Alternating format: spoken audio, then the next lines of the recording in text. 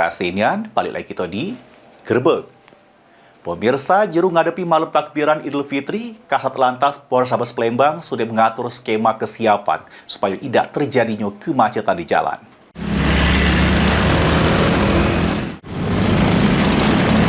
Walaupun tidak ada larangan terkait takbiran keliling, Kasat Lantas Polrestabes Palembang tetap antisipasi supaya tidak terjadinya kemacetan di jalanan. Kasat Lantas Polrestabes Palembang AKBP Finan Sukma Paradipta ngatoke, pihaknya sudah mengatur skema kesiapan Sat Lantas Polrestabes Palembang jero ngadepi malam takbiran Idul Fitri. Finan jelaskan kalau selama malam takbiran, pihaknya tidak bakal melakukan pengalihan arus ataupun rekayasa jalur lalu lintas, sebab kondisi lalu lintas di malam takbiran diperkirakan masih jadi kondisi yang normal. Sembari dilakukan pengaturan arus lalu lintas di sepanjang jalan yang rawan macet, menurut Finan, biasanya zona yang rawan macet ialah Mapolda Sumsel, Simpang Patal, sama seputaran Banyu Mancur. Karena berdasar ke analisa di 3 zona tersebut, juru beberapa kegiatan sebelumnya cukup banyak antusias masyarakat untuk meloi malam takbiran.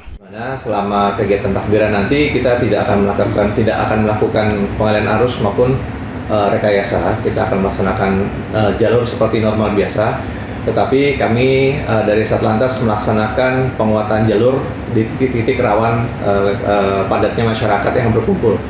Kita bagi dalam 3 zona. Ada beberapa zona dari zona Mapolda, kemudian ada yang di daerah Simpang Patal dan juga seputaran Air Mancur. Karena menurut analisa kami di 3 zona tersebut beberapa waktu lalu yang cukup antusias masyarakat hadir untuk menikmati ataupun menikmati malam takbiran.